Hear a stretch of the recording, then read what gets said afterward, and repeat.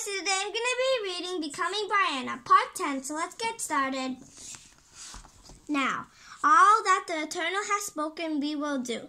That's what the Israelites said to Moses when he gave them the new laws. They didn't even hesitate, they just obeyed. And that's exactly what I did when I finally agreed to have a bat mitzvah. Ha ha ha ha! Blindly obeying goes against my nature. I call things out. I question. I'm kind of a curious person. I'm not someone who just follows directions without understanding them first. You can ask my teachers. They usually have to tell me to stop raising my hand. Ha ha ha! So there were two things I had to get answers for. One, why did the Israelites blindly follow these laws? Two, why did I decide to have a bat mitzvah when I wasn't sure it was something I really wanted to do? Turns out all the answers were right here in this Torah portion.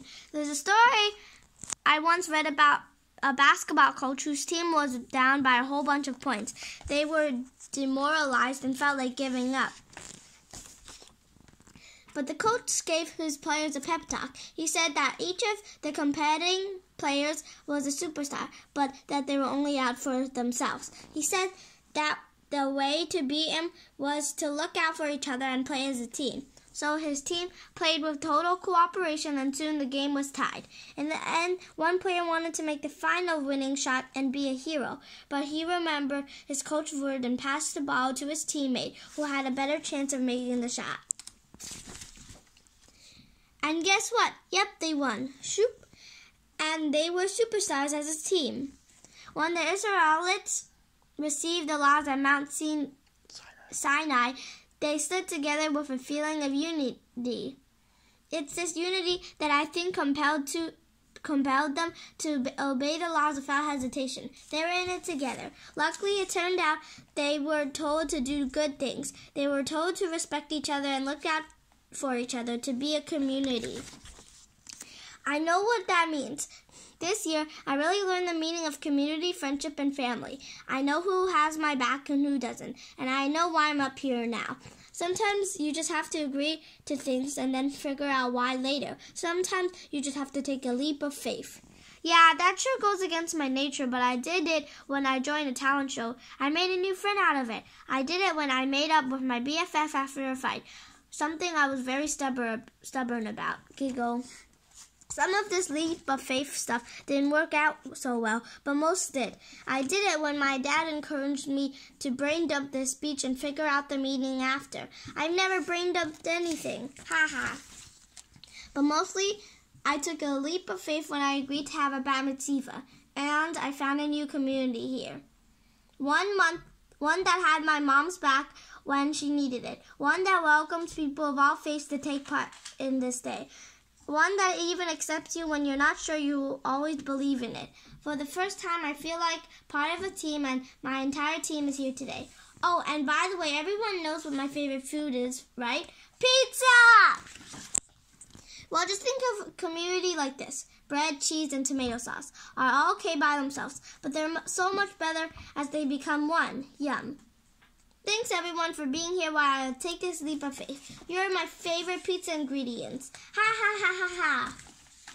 Now, we're all back in the atrium, snacking on little appetizers. The cantor just led a totally beautiful Havdalah ceremony, making the end of Sabbath, which is sundown Friday to sundown Saturday. Extinguishes in wine. Now I'm full of full-edged relief mode, almost giddy, kind of buzzing, but I still have to be on because people are congratulating me left and right. Phew, goes on and on and on. Also, I'm hungry. I just asked, ordered Dev to grab some snacks for me. The door suddenly opened loudly, and I see Zoe and Olivia walked in dressed to the nines. I can't believe it. They didn't even come to the service. They just came for the party. I shake my head. I'm momentarily angry, but I won't let this ruin everything. Shaking off rude thoughts like a puppy, wubba wubba. The rabbi walks over, a stuffed grape leaf shoved in his mouth. Guess I'm not the only hungry one. Dripping all olive oil. Thankfully, he swallows the appetizer before he speaks. Well, Mazal Tov, thank everyone. Thanks, Rabbi, thank you. Relieved, Bri? Oh yes, that speech not bad. Let's hope they're serving pizza tonight. Haha, wink. Anyway, you did beautifully despite the initial fear. Thanks, I messed up a little at first. No worse than someone else I know. Who? Groan. Rabbi Norsa did your bat mitzvah? Maybe. And you were nervous? I thought you, of all people, never got stage fright. Well, I never said never. Reading Hebrew in front of a crowd is a little different from performing in a play. Go ahead, Easy. Tell her what happened. I can't believe you remember. Hard to forget that. Sigh, fine. Old cantor, frozen like a statue. Rabbi no Santu knew. Still frozen. Felt like someone stole my voice and ability to move. Poke, wave, wave. Should I grab that? Gurgle. Mom and sister's looking horrified. Finally snapped out of it, traumatized. Lee Lambertize, that was you? Why didn't you tell me? I didn't want to make you more nervous than you were, but I guess someone wasn't too worried about it. Well, I think it's time to wander to the Costini station. I'm still chuckling at my mom, who rolls her eyes. Guess we aren't so different after all. Pat, pat. Now, my mom opens the doors to a party room. Dance music spills out. It's party time, Bree. You want to lead the way? Yeah. Wait, someone wants to walk in with you. Where's Sarah? She's with the others. I wanted to come myself. Why? It's a surprise. We walk in and I'm gassed. Dance floor, speakers, DJ. It's filled with books, literally. Huge painted books, my faves on fabric. Books stacked as centerpieces, candy, confetti, library photo backdrop. What? How? I know. I went overboard, but it wasn't my fault. It was Emmy's. You did this, Em? Not really. I mean, I guess it was my idea, but your mom made it happen. Emmy Douglas, take the credit. I knew you wanted people to bring books, so I thought it'd be fun to do a whole book theme. It's tradition to do a good deed as a part of a bat mitzvah. Had guests buy and bring you books for books for kids. Please deposit books here. Breeze, bookish, bat. I asked some of my stage crew students to help me with the backdrops. And while the guests arrived, Emmy took their donations and made these centerpieces. That's why I was late to the service. Sorry. People entered the room. They gasped just like I did. I thought you were still a little mad at me. I was for a while, and I know you're not always so crazy about Sarah. But she's the only one kept telling me you're my best friend and it's time to get over it. That's what Dev kept saying. But you are still my best friend, right? What do you think? I look again at the decorations at everyone's excitement and at Em's hopeful face. Ooh, I think you're the most awesome best friend ever. It's all great, but one thing keeps bothering me. Didn't this cost all a fortune? Hey, that's for us to worry about, not you.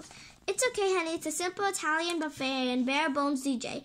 It's amazing how you can stretch things when you have motivation. And Pinterest. Anyway, this stuff is right up my alley. Our alley. Your dad did a lot too without much coaxing. Now go. That song has your name written all over it. Well, one thing's for sure, maybe I didn't want any of this in the first place, but it sure became the party of the summer after all. Epilogue. I'm having a fun time for sure. My friends and I have already danced our buns off. We took a little break to eat pizza and pasta, ogle the Sunday bar, and rest our feet. Bye-bye, shoes. But now, we're back on the dance floor. If there's one thing 13-year-olds can do, it's dance all night. The DJ's a little corny, but I think he got the hint and has finally laid off the bad jokes. Anyway, he plays good music, and that's the important part. Shoes kicked off, pop music, questionable dancing. The best thing is watching all the grown-ups get down. This is probably the only time I'm not embarrassed by horrible dancing. Raising the roof, shrug, shaka shaka. Not including the cantor who knew she had moose. Ooh, ah, clap, clap. I noticed Zoe and Olivia are keeping to themselves. They came up to me earlier and said congrats, but that was about it. They're not besties with Jamie, Maya, and Anthony and Tyler, but they run in the same sort of crowd. Still, it almost looks like they're avoiding everyone. Crunch. What's up with them? I guess they feel awkward. I mean, they totally skipped the service and showed up for the party. I think everybody noticed. Yeah, pretty rude. Makes me want to avoid them too. I like you guys more every day. We laughed. I told them how those crafty girls used me to score an invite, but I stopped laughing when I looked back at Zoe and Olivia. They watched us awkwardly while I was sitting and nibbling on some candy that my mom had scattered on the tables. If I didn't know their motives, I'd feel sorry for them. This is the first time I've seen them look totally out of place. I guess school depends on context, and if the regular context is school, then they are way out of their environment, natural habitat, booted from habitat, cold and scared. My thoughts are interrupted as Dev does a bizarre imitation of a moonwalk over to me. Hey Bree, you glad you went through this you went through with this after all? Yes, but tip, tip, tip. Doing a terrible floss. Stop, I can't focus. But like the talent show, I'm glad I don't have to do this again. But that's a lot of buts. I'm thinking about going back to Sunday school to get confirmed, maybe. I heard that. All I know is that I'm happy to finally be out of the spotlight, moonwalking in sync. The song ends. Something is nagging at my gut. I glance over at Zoe and Olivia again, who look miserable or bored and both, playing with Rapper. Before I can talk myself out of it, I walked over to them. Hey, you guys want to dance with us? Oh, okay. They look surprised but also grateful. They get up to follow me. Then Zoe stops and taps me on the arm. Bree, listen, I'm sorry for it. It's okay. Let's just dance. I lead them to my circle of friends. It's weird seeing Zoe and Olivia so awkward, and my friends are kind of frosty, but I smile and start to dance. Everyone follows my lead, and they figure if I grudge a holder like me can forgive those two, so can they. Soon, I'm having so much fun. I almost don't notice when the song ends and DJ picks up the mic. All you danceholics, stop what you're doing because it's time for the horror. Have a Nagula song. Everyone for a circle. Before I can think, someone grabbed a chair from one of the tables and my Aunt Danny cocks me into it. Suddenly, I'm lifted up, almost to the ceiling. I scream, half from excitement, half from pure terror. My dad, Uncle Ryan, Cousin Bradley, and one of my dad's teachers have each grabbed a chair leg and lifted me over the crowd. The music plays loudly, and the crowd dances and cheers in a circle around me while I bob up and down. Even the ones who don't know the horror have caught on fast. It's not complicated. Ha ha. What was it that I said to Dev?